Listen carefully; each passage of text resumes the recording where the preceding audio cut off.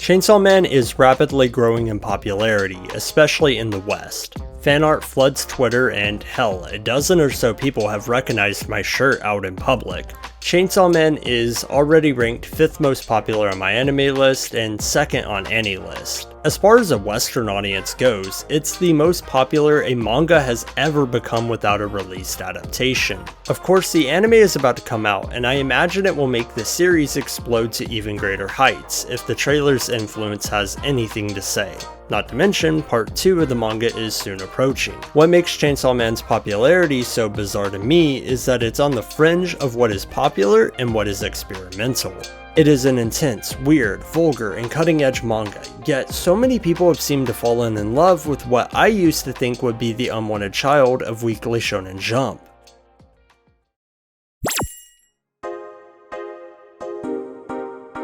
When calling Chainsaw Man experimental, it's almost a little misleading. After all, experimental art can be a lot of things. Sometimes it might mean someone just being a weirdo on the internet, and at other times abstract imagery with no concrete meaning. At worst, it might be an 8-hour and 5-minute film of the Empire State Building. Experimental can be whatever you want it to be, whether that is bizarre, cryptic, abstract, or abrasive. The broadest generalization I could make is art which is experimental is art that pushes genre boundaries and expectations. Chainsaw Man is not necessarily the most experimental in the grand scheme of art. However, where it does find its experimental tinge is in the context of modern shonen manga, specifically Weekly Shonen Jump and its most common tropes. I recently compared Chainsaw Man to Demon Slayer in this context, but that was only scratching the surface of what makes it so different. In personality alone, it breaks away from what manga readers would typically expect. Generally speaking, battle shonen are relatively clean in the sense that these series are not meant to offend, they are meant to embody empathetic kindness. At the heart of battle shonen rests a good-natured soul that spreads across the entire industry. Even the most attitude-driven and aesthetically cool series are usually rooted in this good, heartfelt nature.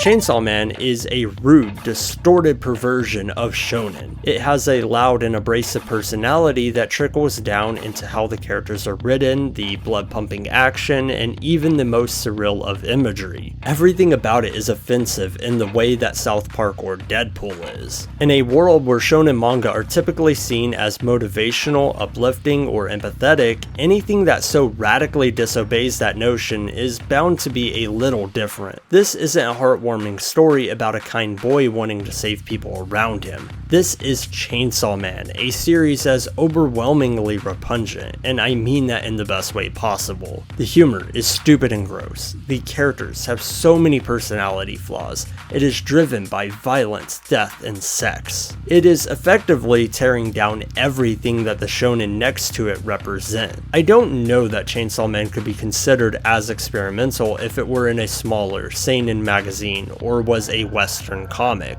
Being that it was in Weekly Shonen Jump and was exposed to a much larger audience than if it were either of those things, it has to be compared to its surroundings. In that context, the context of Naruto, My Hero Academia, or Black Clover, Chainsaw Man is comparatively experimental. As far as battle shonen go, it's boundary pushing in a lot of ways.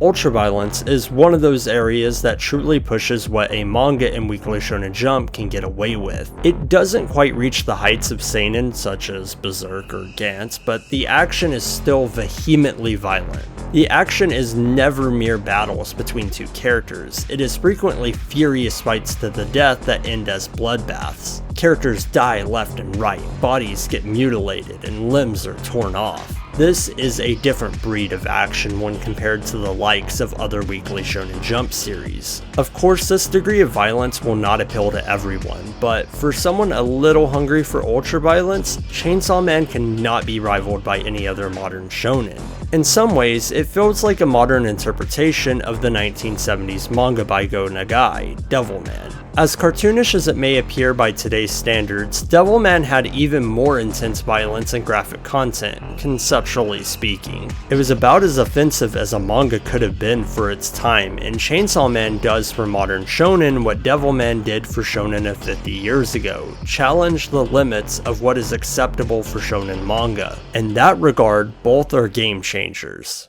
The resolutions to fights can also be fairly inventive. Denji's fight against the Eternity Devil is pretty clever in how it parallels the idea of eternity. Denji finds a way to attack the devil for days, and even if he cannot kill the devil by endlessly attacking it, the devil decides it would rather die than suffer for eternity, thus letting itself be killed by Denji. Ironically, the Eternity Devil becomes afraid of the very fear it represents. This kind of battle is not about who is stronger or who can use their powers more effectively, the basis for most shonen battles. It's more metaphorical than that. The idea is that Denji is willing to persist longer than eternity itself, which is a rad way of building upon his character and a thematically satisfying way to end the arc. The International Assassins arc is generally the point in which I would say Chainsaw Man truly goes off the rails and becomes more than just a little experimental. Its interpretation of hell is nightmarish and leans heavily into cosmic horror. With the introduction of devils that represent primal fears, the idea that these devils are beyond comprehension is so exciting. The depictions of darkness are mind-bending, and it becomes intensely surreal, with the immaculate illustration of the praying astronauts being perhaps the most iconic panel of the series.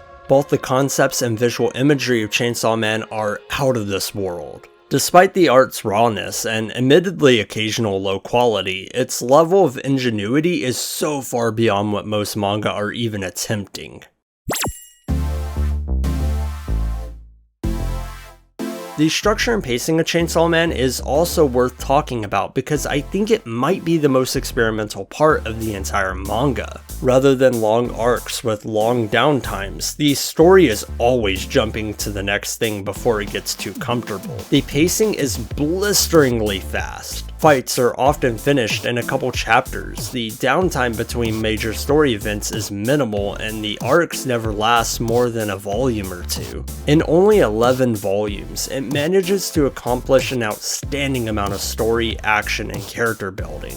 It must be addressed that, story and character-wise, this might have drawbacks for some readers. Often it kills characters before you've even memorized their name, and if you like the concept of an arc, it won't stay around for more than a volume. Even one of the most iconic moments in the series, when all the characters are sent to hell, only lasts roughly 3 chapters. Climaxes come and go, characters come and go, and ideas come and go. Chainsaw Man doesn't ground itself or limit its potential by attaching itself to any one thing. It goes along with the ebb and flow, never stopping for the sake of dragging out its story. This creates a special circumstance where Chainsaw Man is playing a game of hot potato with the reader. It's always throwing creative ideas at you, but you can never hold on for long. In an interview, Blade of the Immortal author Hiroaki Samura said in reference to Fujimoto's previous work, Fire Punch, that, "I really enjoy manga where you can't tell what will happen next. Some people like that while others think it lacks focus, but it's the same idea either way. It depends on whether you enjoy the suspense of not knowing what will happen next, or if you want a more stable foundation." This absolutely applies to both Fire Punch and Chainsaw Man. Their structures are not necessarily the most stable, as Samura puts it, but that kind of pacing leads to so many surprising and fun ideas. Because Fujimoto doesn't stick to one thing forever, his works never become predictable. It doesn't stop there, however. The action is so fast-paced and to the point that it cuts down on the runtime significantly. It treats action less like a battle shonen and more like an action film. It's always on the move, ready to get to the next fight. Why should we spend a volume in a battle if we know Denji will win? That's the philosophy it adopts anyways. I will always love elaborate battles like those in JoJo's Bizarre Adventure because it allows for back and forth conflict, characters discussing their reasons for fighting, unique powers being highlighted, and so on. it's fun. Nonetheless, Chainsaw Man isn't wrong for leaving all that behind, it just has different priorities. It's those different priorities that make it a tad experimental. The way I've been talking makes it sound like this must be the most experimental battle shonen could ever be. Well, yes and no. Chainsaw Man might be hardcore punk at its core, but it's also pop.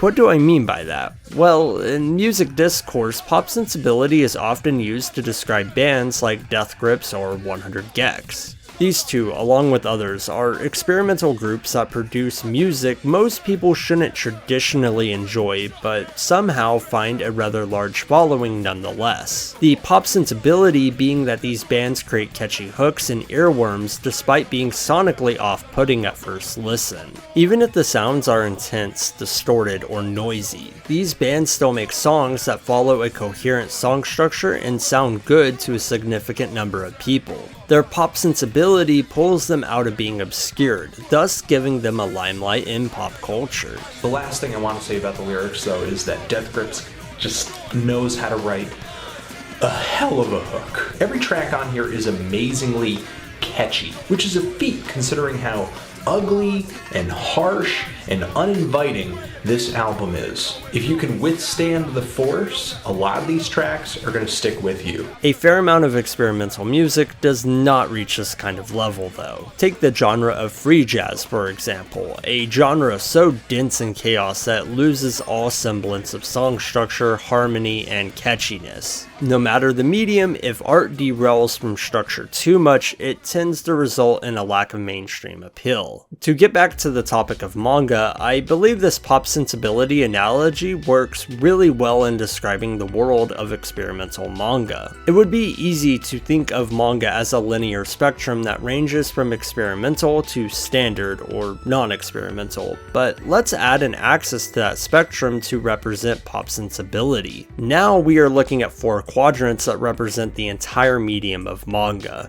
In the top right corner, there's series that are appealing to a wide audience and are fairly standard. These include the likes of Demon Slayer, My Hero Academia, Fairy Tail, or any number of battle shonen. Don't misunderstand. There's nothing wrong with being here in this quadrant. These series exist because the most amount of people like them. In the lower right corner, there's the standard series that just don't have the mainstream draw of their upstairs neighbors. Typically, these are just not well made enough to hold attention. They struggle to hook their audience, though they are desperately reaching for mainstream success. The bottom left is home to the free-form jazz category, manga that are cryptic and hard to understand, hurdles most people are not willing to jump. They might even push what could be considered tolerable to a majority of potential readers. Series like Blame, Inio Asano's Ozanari-kun, or hell, just about any series by Shintaro Kago fall into this quadrant. You might even recognize these series, but they will never be able to capture a large, mainstream audience. It's worth noting that I can't think of any battle shonen that truly fall into this category. I'm not saying they don't exist, but I feel like it's indicative that most shonen are driven to obtain large-scale success. That leaves one quadrant relatively empty, with only a handful of series belonging here, such as Gantz or Death Note leaning in this direction.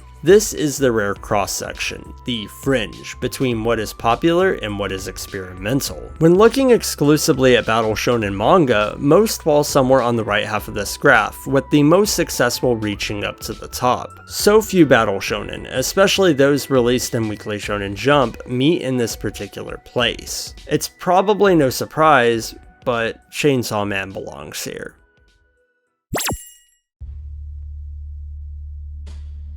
Chainsaw Man is a one-of-a-kind manga. It is experimental in ways that only manga this insane could be, but it's not so esoteric that it requires multiple readings to understand. The reason it can still retain a large audience, many of whom don't love being thrown into overtly abstract or dysfunctional series, is the conventional appeals of its story, characters, and world. Yes, it is constantly throwing experimental storytelling and imagery into the mix, the elements that define the insanity of Chainsaw Man, but it still possesses a comprehensible story, character arcs that follow simple through lines, and a world that is detailed but easy to grasp. Not only that, these characters have appealing designs and personalities, to varying degrees, and tons of people love supernatural worlds infested with demons. It's one of the most popular kinds of manga for a reason. There's nothing stopping Chainsaw Man from being fun, engaging, or easy to consume, even if it is a compelling manga with an experimental tinge. While themes, symbolism, and multi-layered meanings are always present to chew on, it never forgoes the entertainment value. A large number of readers won't even absorb Chainsaw Man's more contemplative side, but will come out of the experience still engaged with its personality-driven characters or in awe of the hellacious violence. Even if Chainsaw Man were stripped of its meanings and became totally absent-minded or wandered over into the top right quadrant, I think it would still have a strong audience. Fujimoto has said that he tried to retain as much of his individuality as a creator while making only the structure and characters jump-like. What I find interesting about this quote is that in his eyes, the characters fit in with Shonen Jump. I won't totally disagree with him because they come across as twisted versions of other characters in Shonen, distorted but still retaining a resemblance. Aki is a great representation of my point because he is a familiar character to those who have read other shonen stories. He loosely fits in with the likes of Gojo or Kakashi by way of being the cool, smart adult who takes care of the kids. Manga readers love this archetype because a mentor who is always watching out over the kiddos is appealing. However, the pivotal difference is that Aki initially hates Denji in power. Rather than being a friendly mentor figure who will lead the next generation towards saving the world, he is just another person with selfish ambition. This divergence in his character archetype is the type of character writing that pushes Chainsaw Man away from the standard. However, nearing the end of the story, he finally grows to care for his newfound family, resulting in the resemblance to other shonen mentors becoming a tad stronger. He starts to lean a little more pop. Then he is controlled by Makima to become the gun fiend, and Denji is forced to kill him, thus bringing it back to the more unexpected experimental side. Because Aki is close enough to pre-established characters that manga fans are familiar with, his character can draw their interest to the manga, but then those feelings are subverted multiple times over. This give and take, tug and pull methodology is exactly how Chainsaw Man can attract so many fans. It does the expected in unexpected ways. It's why it exists on the fringe of pop and experimental. But there is one other character that I think best summarizes how Chainsaw Man takes the fundamentals of shonen and tells the story in a new and compelling way. Among modern shonen, the most common trait of standard shonen protagonists is a strong moral compass, one that asks them to protect others, do the right thing, and to stop villainy. Their moral compass is their heroism. Even a pirate or gangster will still have some sort of moral compass. However, Denji is a character that doesn't fully comprehend the difference between right and wrong. His moral compass is broken. This is because he's never had much of anything good in his life. Selling body parts and killing devils was his only form of survival. His life didn't require a moral compass because he is the bottom of the barrel. In a sense, he is a shonen protagonist if you deprive him of all of his needs beyond a simple promise. This changes as he experiences life and reaches more of his needs. Denji's story is essentially him working up the hierarchy of needs and developing a moral compass along the way. He first desires to eat well and have a good home. One of the only morals he has at this point is to not waste food, because it's a bad thing to do that he can actually understand the ramifications of. Once he meets the basic need of food, he desires to obtain romance and physical intimacy. Between Power and Himeno, Denji goes through multiple disappointments and has to learn that intimacy means nothing if there's no real feelings. At this point, he is still incapable of making moral choices because he's pursuing his perceived needs, but soon after that, he starts to consider his own morality. He wonders if he even has a heart and what it means to care for others. At the end of the story, he has finally gained the emotional ability to protect another person and give them the love that he never had in his childhood. Just because the world failed him, he does not have to fail the world. In the final page, by going to school, he is finally getting close to self-actualization and becoming a fully functional and realized person. As he fixes his moral compass and climbs the hierarchy of needs, he becomes more like the standard shonen protagonist and learns how to actually care about others, have self-respecting goals, and find purpose in the world. Denji is an incredible character that takes the spunk and attitude of shonen's most rebellious kids and gives it some damn convincing reasons that are far darker than most. That doesn't stop his story from having a positive message though. I think it's pretty touching seeing him go from a true nobody to someone with a valuable place in the world. Yes, Chainsaw Man is experimental because it's comparatively dark, abrasive, and fast-paced, but it also has a lot of heart buried under all of its vulgarity that I think speaks to a lot of people. This is more than just a twisted, dark version of other series. It amplifies so much about shonen to a ridiculous volume, but it still has that shonen appeal that so many fans love. That's why it can exist in this perfect fringe of experimental and pop. Hey, thanks for watching the video. If you want to follow me on my socials or check out my art like the animation on screen, links are in the description. Until next time.